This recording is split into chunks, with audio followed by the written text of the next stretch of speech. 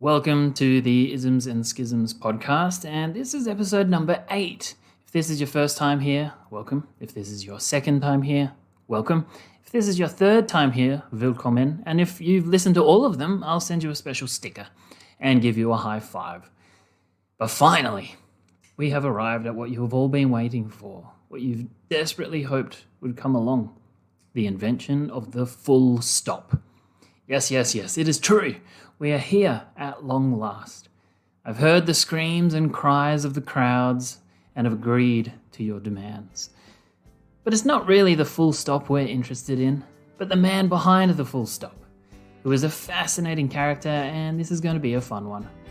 This guy came from nowhere, impressed the most powerful person in Europe, and even convinced that man to stay his hand, and was one of the key drivers behind the Carolingian Renaissance, a period of time that is really important primarily because it preserved a whole lot of ancient and medieval documents, inspired a period of education and art and culture and spirituality, and of course was when the full stop came about. And also the question mark. If it weren't for this Renaissance, we would never stop talking and our sentences would just go on forever and we would be incapable of asking questions or allowing others to speak, and eventually we would just run out of breath and die. So if nothing else, we can thank this little old monk for that. So let's go back in time all the way to the 8th century and head over to Europe to meet the man of the hour, or at least the next 15 minutes, Alcuin of York.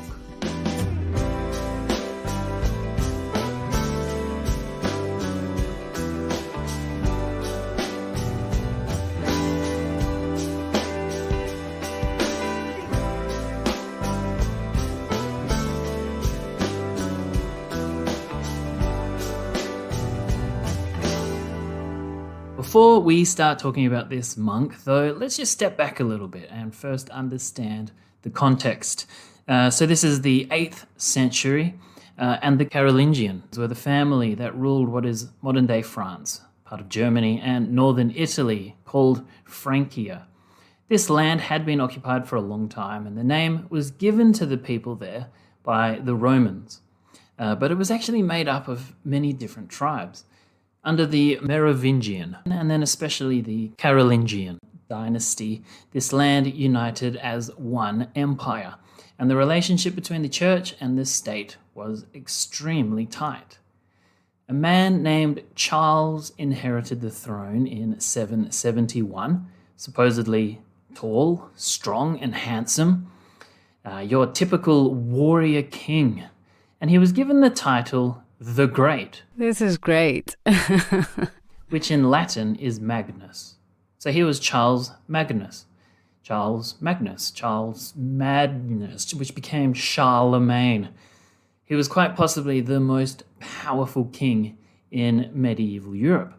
He ruled in Aachen in West modern Germany, and he sought to revive the glory of the Roman Empire. He conquered the Lombards in northern Italy and returned the land to the papacy, and he took this idea of being the defender of the Christian faith seriously for the rest of his life. He was a warrior king who spread Christianity through force. He campaigned against the Muslims, reconquering lands in northern Spain, and legend grew around these wars. And it was said that the sun would stand still for him and that walls would simply collapse as he drew near. He became a sort of King Arthur legend. He waged war against the Saxons in northwest Germany, and this war lasted over 30 years, and he wanted to draw them into the Frankish Empire, which was growing fast and wide. In trying to accomplish this, he employed some pretty seriously brutal techniques and strategies, and on a single day, he supposedly had 4,500 people beheaded. Personally, I'm a little bit skeptical of those figures because just think of the logistics behind that. That would be about one person every 20 seconds for a full 24 hours. And not that I've ever really tried, But from what I gather, a beheading is not an easy thing. But this kind of does speak to the reputation that was growing around Charlemagne and his strategy. It speaks to his brutality. Tens of thousands of people were dispersed and sent off into remote parts of his empire, of his growing nation. And this was actually a particular strategy. He was taking their fighting men and he was sending them to the other side of the country where they couldn't then resist. So as the Saxons were conquered, they were also converted and they were forced to be baptized. Charlemagne introduced a rule. If any Saxon was unbaptized and lied about it, they would be executed. So all of these people were forced into Christianity at the tip of a sword. Of course, this is not necessarily unique. This sort of stuff happened and has happened many, many times by different religions all over the world. But the legacy of Charlemagne is conflicted and contradictory. On the one hand, he is known for being a man of intense violence and brutality. He forced Christianity onto people who didn't necessarily want to convert, and of course, if they didn't convert, they were executed. But on the other hand, he is also known as a man who inspired great change educationally and culturally, religiously, artistically. We'll get onto that in just a moment. But because of that, he's just a really interesting contradiction. And he became the first emperor of the Holy Roman Empire on Christmas Day of the year 800. He was crowned by the Pope at St. Peter's Cathedral in Rome, where he was proclaimed to be the heir to the Roman Caesars. So now let's just pivot. So we were in the great court of the wealthiest and probably the most powerful man in Europe at the time. And let's go into the quiet halls of a monastery in northern Britain. Let's go to York. So Alcuin of York was born in 735. And by this time, York had earned itself a reputation for its education, being home to the largest library in England. Alcuin became a teacher of the cathedral school, and he accompanied his mentor and teacher to Europe on various trips. He eventually became head of the school and was ordained as a deacon. The school followed the philosophy that the universe reflected God's wisdom, and so was itself wise. The universe wasn't chaotic or random or accidental, but followed rational principles which could be discovered and understood by humans. He was a church deacon and he was a teacher of the liberal arts. It was on one of Alcuin's trips to Italy with his mentor that he met Charlemagne, who recognized Alcuin's intelligence and urged him to become one of his advisors in his court. So Alcuin moved to Aachen. And when he was there, he witnessed firsthand what Charlemagne was doing, particularly to the Saxons. Oh, wow, man. Charlemagne was not the sort of person to take rebuke or to say no to, but Alcuin managed to convince Charlemagne to stop his brutality. So Alcuin first tried to convince a friend who was close to Charlemagne to convince Charlemagne to stop. He said that a person can be drawn into the faith, not forced into it. He then also wrote a letter to Charlemagne himself. And actually, over his life, he wrote many, many letters to Charlemagne. And from that, we can learn quite a lot about what was going on at the time. But he managed to convince Charlemagne to stop the brutal conversion tactics and instead try to persuade people to Christianity through reason and logic. He argued that mission is not coercive, but it is accomplished through gentle teaching. And it worked. Alcuin actually managed to convince the most powerful man in Europe to change his course of action. Charlemagne was surrounded by yes men and was not used to people contradicting him, but he heeded Alcuin's rebuke and he acted on it. These forced baptisms and the threat of execution were removed. So at the same time that all of this was going on, Charlemagne had also launched a huge educational reform. This would become known as the Carolingian Renaissance. Since the fall of the Roman Empire, education and literacy standards had dropped.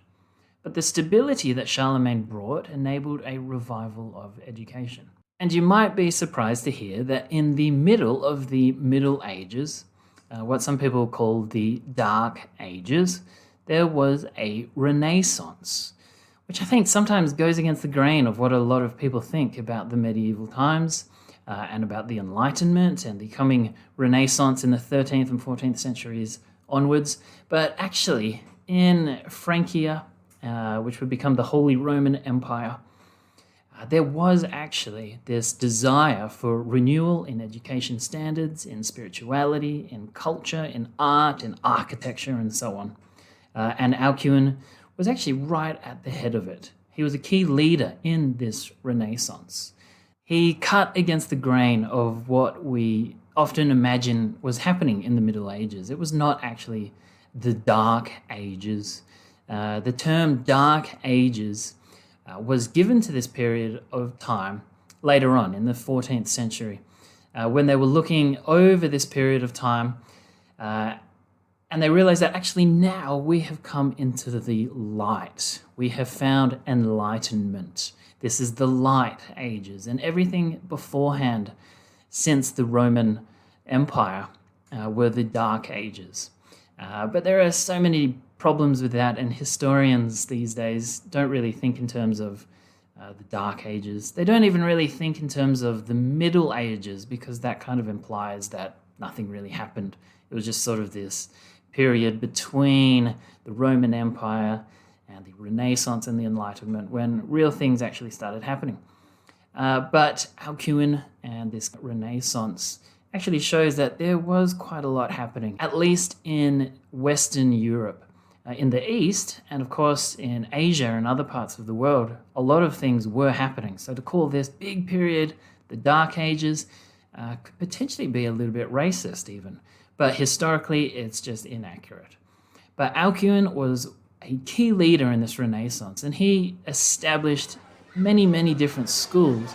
And these schools taught boys and sons of free men, and some became quite big and famous.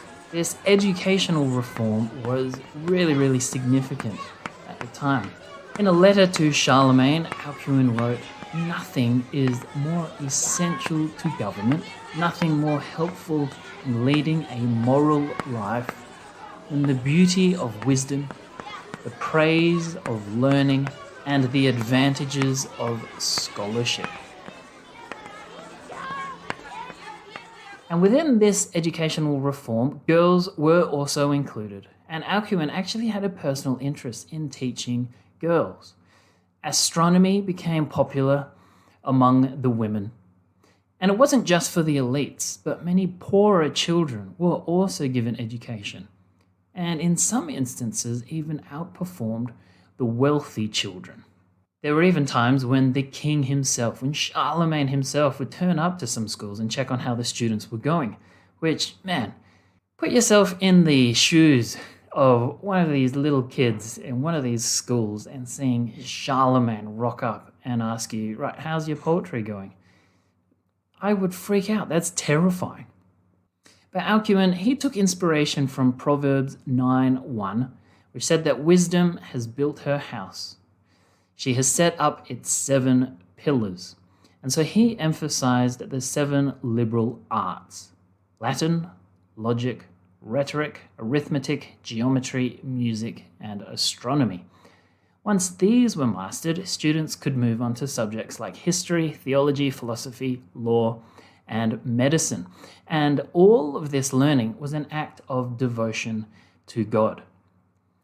And yes, he emphasized handwriting. Handwriting was important. And in fact, he was at the head of what became known as the Carolingian minuscule, which is a type of handwriting which is actually the basis for modern English cursive writing. It was the basis for Times New Roman. And part of this new approach to handwriting was to make it easier for people to read. He really had this concern that people should improve their literacy abilities. And so he found ways to make it a lot easier for more people to read. And part of that was the introduction of the full stop. He was the first grammar Nazi. He introduced the full stop and the question mark. And his real concern was just making it as easy to read as possible. And not just read, but also write. So several thousand books were produced during this Renaissance. But that's only the books that we actually know about. It was possibly in the tens of thousands of books written during this period. So the influence of Alcuin and the Renaissance is immense. And in 1079, the Pope demanded that, following the lead of Alcuin, that every cathedral include a school that would teach even those who could not pay for the education. This program of education set the standard for the next 1,000 years, and the early universities, Oxford, Cambridge, Paris, Bologna, owe their existence to this educational reform. But at the heart of this educational reform was a concern for matters of social justice. Alcuin had a particular interest in teaching girls. He had a particular interest in making sure that poor people could learn at the same rate as the wealthy people. He viewed education as absolutely key to bettering society. For Alcuin, education was central to improving the lives of ordinary people. It was not just for the elite, but for everyone, and was about giving people a sense of autonomy and confidence. And of course, it was also about the ability to learn about God and experience Jesus in deeper ways. For Alcuin, social reform began in education and making it readily available to anyone and everyone. So it's just quite interesting, this story, this comparison between these two people, Charlemagne, immensely powerful, and Alcuin, a monk from northern Britain, a duo that you might not really expect, but a duo that led to incredible social change, the legacy of which we are still experiencing today. So this little-known monk, Alcuin of York, has had a huge impact on the history of Western civilization. So I hope you found this little history episode interesting. I know it's not really an ism, it's not really a schism. In fact, it's probably the opposite of a schism, whatever that is. But I hope you've really enjoyed it. I hope you found it fruitful. If you did enjoy it, please share, please tell someone, please rate, review, do all of that sort of stuff. That would be really helpful. Check out the Instagram, check out the website. Please let me know if you have any isms or schisms or ologies or historical moments that you would like me to explain or unpack. Let me know and I'll do my best. This episode was recorded on the traditional lands of the Whadjuk Noongar people, and I look forward to exploring more isms and schisms with you.